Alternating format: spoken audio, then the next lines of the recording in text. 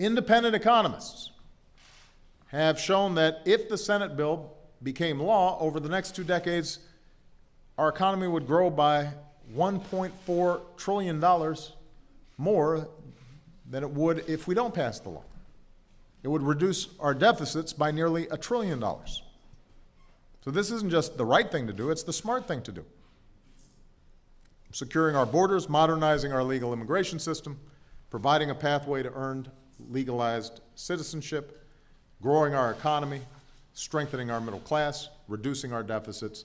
That's what common sense immigration reform will do. Now, obviously, just because something is smart and fair and good for the economy and fiscally responsible and supported by business and labor and the evangelical community and many Democrats and many Republicans, that does not mean that it will actually get done. To those of you who are here today, I want to just say one last thing, and that is thank you. I want to thank you for your persistence. I want to thank you for your activism. I want to thank you for your passion and your heart when it comes to this issue. And I want to tell you, you got to keep it up. Keep putting the pressure on all of us to get this done. There are going to be moments, and there are always moments like this in big efforts at reform, where you meet resistance and the press will declare something dead. It's not going to happen, but that can be overcome. And I have to say, Joe, as I look out of this room, these don't look like people who are easily deterred. No, I don't think so. They don't look like folks who are going to give up. You look fired up to make the next push. Well, there he is, the president. He was out there front and center yesterday pushing for immigration reform, telling a small crowd at the White House it's good for our country and our economy, and he wants to get it done by the end of this year. And while the president makes his push, a group of undocumented Arizonans took their fight straight to the U.S. Capitol.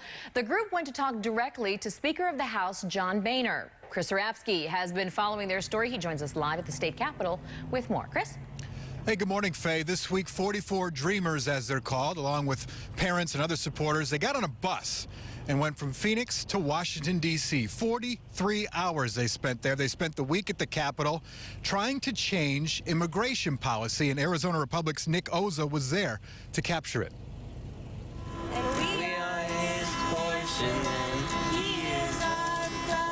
This is a pilgrimage, a 2,300-mile journey with the hopes of changing the country. Dozens of undocumented immigrants, many now protected from deportation by the president's deferred action policy, drove all that way to get here. The office of House Speaker John Boehner. He has the power to bring something up for a vote on the floor. He's the Speaker of the House, and we are just praying so he would get the wisdom and the courage to do the right thing. Reina Montoya is an ASU graduate. She's also undocumented. She says the group went to Boehner's office twice this week, and twice they were turned away. We can share our stories with the people in power. They will see that we just want the same thing that they do. We just want to be part of this nation. We just want to belong. The bill as amended is passed. The Senate passed a sweeping immigration overhaul in June, giving undocumented immigrants a pathway to citizenship. But in the House, Boehner has repeatedly said he will not consider the broad-reaching Senate bill.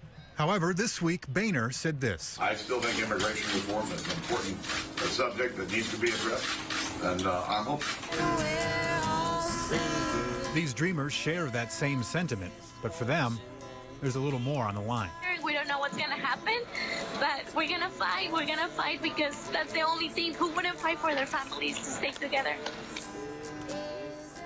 Now, I'm told by the Dreamers that Boehner's staff members told him that he wouldn't meet with them because they weren't constituents of his district, although the Dreamers met with about a dozen other congressmen and women from Arizona, California, Florida, Texas, both Democrats and Republicans. Right now, those Dreamers are on the bus headed back to Arizona, but they're stopping in Ohio at Boehner's home office first. Guys? All right, thanks very much, Chris. Appreciate it.